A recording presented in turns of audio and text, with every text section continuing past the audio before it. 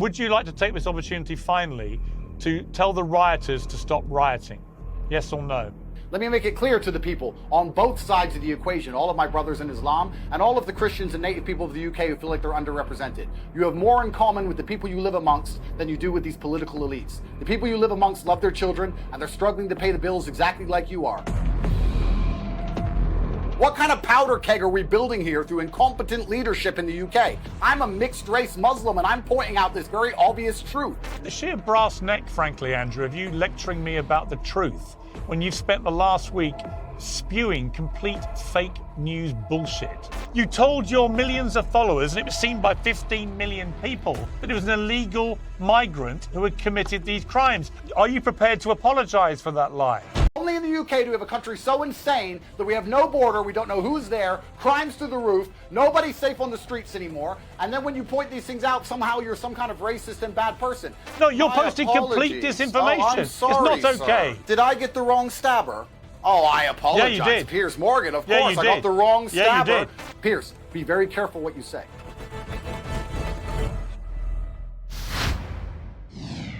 On July 29th, a 17-year-old boy murdered 3 girls and injured 8 more children in a horrific mass stabbing at a Taylor Swift-themed dance class in Merseyside.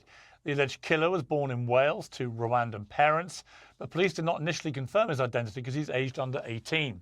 Disinformation filled the vacuum instead. Right-wing influencers spread a battery of false claims online, including that the killer was a devout Muslim and a Syrian refugee. Riots and looting have since spread to at least 16 towns and cities across the UK. Far-right thugs have sieged mosques and hotels housing asylum seekers. Groups of armed Muslim men have attacked people in the street. These appalling scenes have become a stain on Britain's global reputation. Elon Musk has commented that civil war is inevitable in the UK. Many US conservatives are amplifying the unrest as apparent evidence of failed multiculturalism. One of the influencers accused of fanning the flames is Andrew Tate, a recently converted Muslim man whose inaccurate claims in the days after the mass stabbing have been viewed tens of millions of times. And he joins me now. Andrew Tate, welcome back to Uncensored. It's been a while. It has. And obviously you've, as in fact I'm about to talk to you, Nigel Farage, who is now a member of Parliament in the UK and who has been saying some very inflammatory things in the last week or so about these riots, has blamed you, named you in a radio interview as for the person who spread the disinformation which he then believed. I want to start by playing a clip of a video you posted to Instagram, I think it was, on the 29th of July, that you posted to various social media platforms, in which was your response to what had happened. So an undocumented migrant decided to go into a Taylor Swift dance class today and stab 6 little girls. That's right, somebody arrived in the UK on a boat. Nobody knew who he was. Nobody knows where he's from. The media is, of course, hiding the fact that this is a 17-year-old male. They don't want to highlight how ridiculous it is that we allow military-aged males, combatants, to flood our shores. I don't see any protests in the UK. I don't see anybody complaining. Nobody's outside of the school. Nobody's outside the police station. The soul of the Western man is so broken that when the invaders slaughter your daughters, you do absolutely fucking nothing. Now that video has been viewed 15.1 million times. X limited the post's visibility because of its rules on hateful conduct. But the bottom line, Andrew, is that almost everything you said in that video was completely untrue. And yet it was apparently seized upon online, spread wide and far, and made people believe what you were saying. So my question for you off the top here is, why did you race to spread such woeful disinformation, given the massive following you have, and encourage people to take action against a caricature and description of who had perpetrated this, which was simply untrue? Well, firstly, I'll start by saying I didn't know Nigel Farage said those things about me, which is a shame because I'm actually a fan of him. I think he's trying to do the right thing. I also understand in his political sphere, sometimes he has to hang other people out to dry to save himself because he's getting heat also. Secondly, I'll argue with you about the fact that everything I said was untrue. I think the only thing I said that was untrue is that perhaps he was undocumented. It was a 17-year-old male. It was a migrant. He did kill little girls. And advocating for people to stand outside and make it clear that they're unhappy with what happened is not a dangerous ideology. We live in a democracy where we have the right to protest and the right to make it clear when our voices are not heard. I recently protested against the Olympic ceremony outside the French embassy. I'm not sure if you saw it, complaining about how they depicted Jesus Christ, because I was unhappy with what I saw. And I think that when people feel like they have a voice, they're not likely to get violent. And the problem we have now is that people do not have a voice, which is why we're seeing rioting, which is why we're seeing looting, because people do not feel like there's a political solution any longer.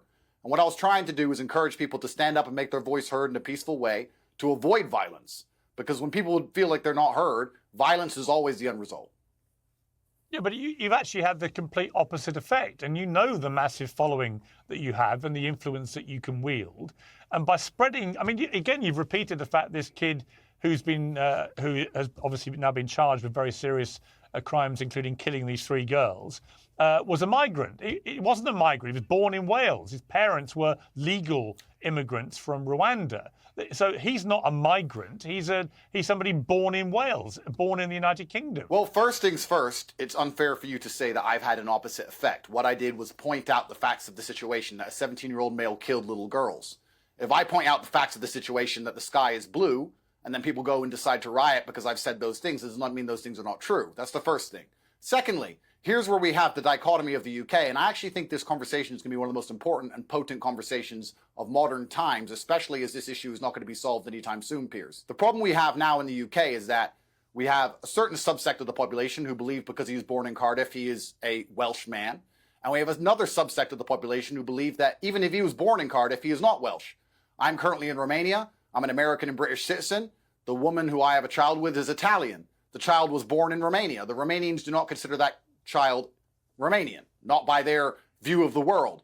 If I had a child in China, they would not consider that kid Chinese. They would look at the face shape of the child and say that's not a Chinese child. If I had a black child in Russia, they would not consider that child Russian. In the West, in the democracies, we do. But we have a problem because you have a dichotomy of ideas, you have 2 different camps, and the camp that believe that this person perhaps isn't even Welsh in the first place are also the camp which are being suppressed and not allowed to speak and are being smeared and labeled as far right for having genuine concerns. And that is why things are getting exasperated and out of control. What we need is conversation, and what we need is dialect. You cannot have a multicultural democracy and ignore the concerns of one particular subsect of that culture, especially when it's the native culture, and expect everything to be fine forever. There's a lot of people who have a point of view. They didn't feel like they had a political solution anymore. And this is what's happening. The reason this dichotomy exists, Piers, please understand. If they are sitting there and they're accepting that this is a Welsh man, but now they're starting to get concerned for the safety of their children,